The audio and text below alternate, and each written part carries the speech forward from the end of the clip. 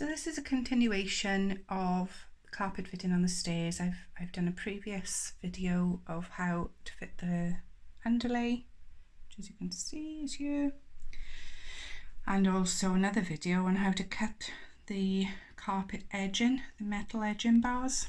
Really easy way to do that with the metal snips. This video is about fitting the actual carpet. So this Sisal Kersaint Cobb Carpet is natural fibre carpet. It's a bit tricky to work with, to be honest, and not the best carpet to do your first DIY job with. It's really thin. It's not got a lot of flexibility in it, so you can't really kind of tuck it under. It just doesn't work. So I've had to cut exact measurements to fit end to end, and then I'm using the staple gun, which I picked up from Screwfix, Titan staple gun, to tack underneath the bull-nosed edge. I made a bit of a mess of my paint, so I'll have to touch up that later. From the top you can't see those tacks, which is great. And then the edging bar, gripper rod, is a metal bar. And as you can see, I've just been folding the carpet back on itself and using overkill really, I expect, but using this carpet, I don't even know what you call that, stretcher, carpet stretcher, to make sure that the carpet itself is nice and taut before I pop it into the bar. So on top of the underlay, I've given a quick squirt on both sides, on the underlay and on the underneath of the carpet. I've used this adhesive contact spray just to give it a little bit of extra grip as we're up and down the stairs. And then, as I've said, pushing it into the edge bar so that it's overlapped, and then really making sure that that's pushed in tight, because I really want that carpet to grip into the metal teeth of the gripper rod. That's nice and tight. And then cutting along with the Stanley blade, just in line with the metal bar, and I can't do that one-handed, so I'm just going to do that. You guys know what I mean. Cut along with the length of the strip. I've done it in 2 halves because it just makes it easier to go into the corners with. And I'll do that and come back to you. Oh. What's that noise? Sorry for barking. So loud. Okay, back to it. Right, so I've cut off that piece. As you can see, I've trimmed it in line with the carpet rod. And then I'm just using this, I haven't got a clue what these tools are called. This is a Magnuson, I think it's just called a carpet tool. It's really weighted, it's heavy. It's not sharp, it's nice and smooth on the edges, so it's not going to cause any damage to the carpet. I'm just using that to make sure the edge of this carpet is tucked right underneath the gripper bar.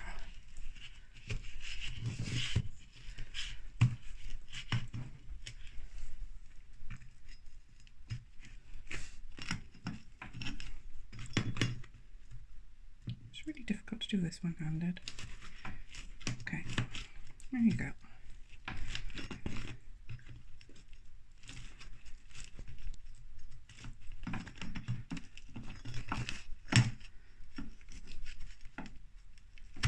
There you go, nice and tight under there. As you can see, there's ever such a slight gap between the carpet and the rod. I don't really want that. I don't want grit and dust getting caught underneath there. The same thing happened with this one. So what I did was take a rubber mallet and a spare piece of carpet, bit thicker than this one, a bit wider, and just hammer that in all along, just so that you get a nice tight grip between the carpet and the actual rod. That's it. So once I've finished doing the stairs, I'll come back to you and show you. Okay, so I've used the rubber mallet, and as you can see, there's not a lot of space between the decorative edge and to hit it. So I've used a hammer on top of the rubber mallet, so I can't video and show you at the same time. Can't hold the camera, but holding the rubber mallet and literally tapping that on top, and the gripper is nice and smooth, in line with the carpet, which is great. Now I can take the protective edging off and show you. It's a piece of the price tag. There we go. There you go, lovely. Okay, so it would be helpful, I suppose, to tell you a bit more about this carpet that I'm trying to fit. It's Kersaint Cobb Sisal, I'm sure that's how you pronounce it. It's called Sisal No Bother, and that's because it's got a hessian back. It's natural fibre carpet, so it does slide around if you're not careful, if it's not backed properly, which is why I got the no bother. It's easy-ish to cut because this particular pattern is in lines, which is great because you cut along the edge of the line. You can see that's not fraying, but underneath the hessian backing you can see all of the fluff, which is not great. So because I'm tucking this underneath the bowl nose and I cannot bend it, so I can't double fold it or sort of fold it in on itself, I'm making sure to cut any frayed edges or any fluff off before that's put underneath there. So that's what I'm doing here with this. So it's literally just a case of making sure, I'll do that left-handed,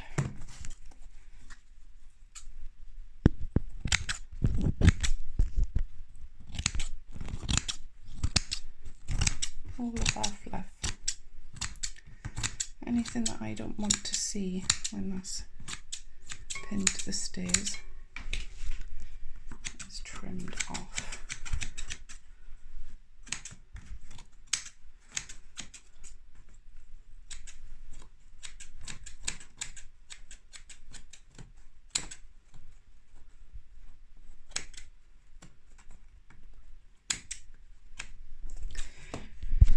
So if it's so hard to work with, why am I using it?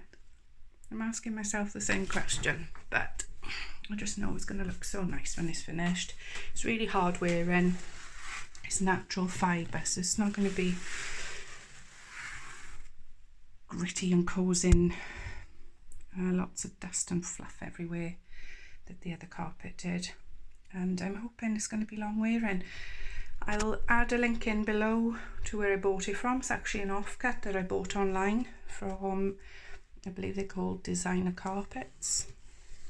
It worked out much cheaper to get the offcut. It was 1 metre by 4 metres. It's doing the entire stairs, and I'm sure there's plenty left over as well. You can lay it, I'm assuming you can lay it either way. I'm hoping you can, but I've chosen to go with the lines running across the tread, so that when I look up the stairs I can see it all nice and neat. But in doing so I need to make sure that those lines are parallel and that they're fitted nice and straight. And it's just actually a lot easier to fit it that way, and it kind of gives you a bit more grip as well for your feet. So that's why I've opted to go for that, and I'll pop the link in below. Okay, so I've tacked this one underneath the bull nose. I'm just going to give it a bit of spray of super adhesive. Contact adhesive, I want it nice and tight. Nice in that corner. Don't want it lifting.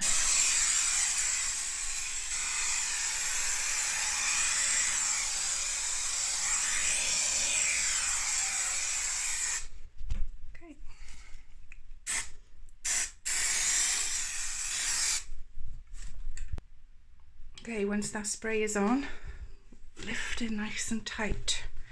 Push it all the way back.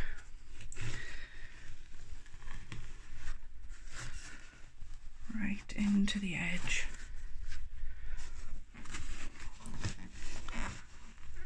Okay. Then we're going to take that edge that's overlapping.